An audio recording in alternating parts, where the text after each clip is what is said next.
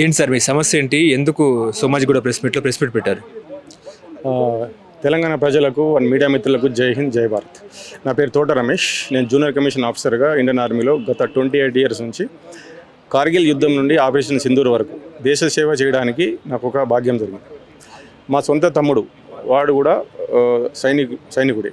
అతను ప్రస్తుతం బార్డర్లో టెర్రరిస్టులతో పోరాడుతున్నాడు. విషయం ఏమిటంటే మేము బార్డర్లో ఉన్న సమయంలో మా అమ్మ ఏడ్చుకుంటూ మాకు ఫోన్ చేస్తుంది. ఏమని, మన కుల పెద్దలు 63,000 మెంబర్షిప్ కట్టమని అడుగుతున్నారు. నేనైనా ఒక రోజు టైం ఇవ్వండి, పొద్దున కడతామంటే కూడా అడగక వాళ్ళు ఇమీడియట్లీ కట్టమంటారు. ఇమీడియట్లీ కట్టమంటే మేము 63,000 మా ఫ్రెండ్ని తీసుకొని కట్టడం జరిగింది.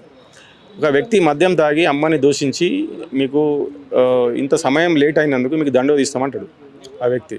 ఈ విషయంపై నేను ఆ వ్యక్తికి పర్సనల్గా ఒక మెసేజ్ చేస్తాను. ఏమని, సరిహద్దుల్లో ఉన్న సైనికుల తల్లిని మద్యం తాగి దూషించడం నేరం, విలువైన జీతం ఉన్నా ఒకటే లేకున్నా ఒకటే అని మెసేజ్ చేయడం జరుగుతుంది. ఈ విషయంపై ఆ వ్యక్తి ఇంకో 4 వ్యక్తులు కక్షతో 3వ రోజు మళ్ళీ సంఘం అందరం కూర్చోబెట్టి 100 మంది ముందు మా అమ్మని, ఎవరైతే సైనికుడు బాడలున్నాడో మా తమ్ముడు వాడి భార్యని పొద్దున్న దాకా నిలబెట్టి 10 గంటల నుంచి సాయంత్రం 6 గంటల వరకు పంచాయతీ చేసి తాగి విచ్చల విడిగా మద్యం తాగి 55,000 ఫైన్ వేయడం జరుగుతుంది మన మీద.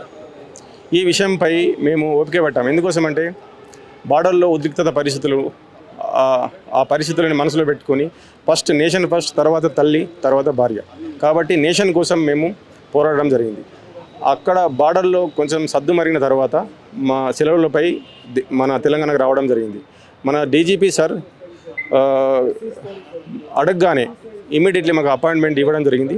ఆ అపాయింట్మెంట్తో మా యొక్క president, Akhila Bharatiya president Srinivas sir and deputy president Swamy sir and district president Surender sir నలుగురం కలిసి డీజీపీ సార్ని కలవడం జరిగింది. డీజీపీ సార్ ఈ విషయంపై మా తల్లికి జరిగిన అవమానానికి, మా తమ్ముడి భార్యకి జరిగిన అవమానానికి స్పందించి ఇమీడియట్లీ యాక్షన్ తీసుకోవడం జరిగింది.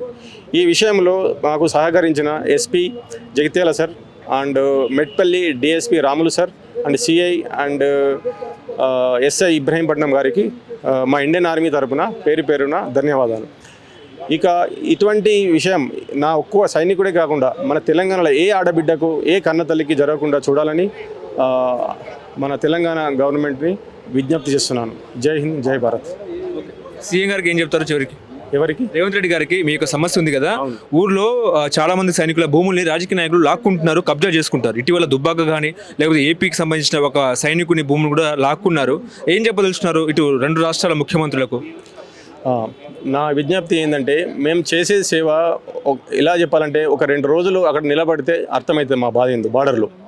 ఆ విషయాన్ని మీకు చెప్పలేము, మేము పడే పరిస్థితులు ఏంటివో. కానీ ఈ విషయంలో మీరు మాకు సంబంధించిన ఈ భూములు కానీ, ఇంకా మాకు సంబంధించిన మా ఫ్యామిలీని కానీ ఇలా ఇన్సల్ట్ చేయడం అంటే అది దేశద్రోహంగానే భావించబడుతుంది. మా సైనికులకు అక్కడ దేశం సేవ చేసేటప్పుడు డిస్టర్బ్ చేసినట్టుగానే భావించబడుతుంది.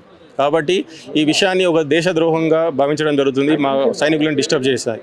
అందుకోసమే ఈ విషయం మీద మన పాజిటివ్గా స్పందించి మాకు ఒక దేశభక్తితో మాకు హెల్ప్ చేయాలని విజ్ఞప్తి.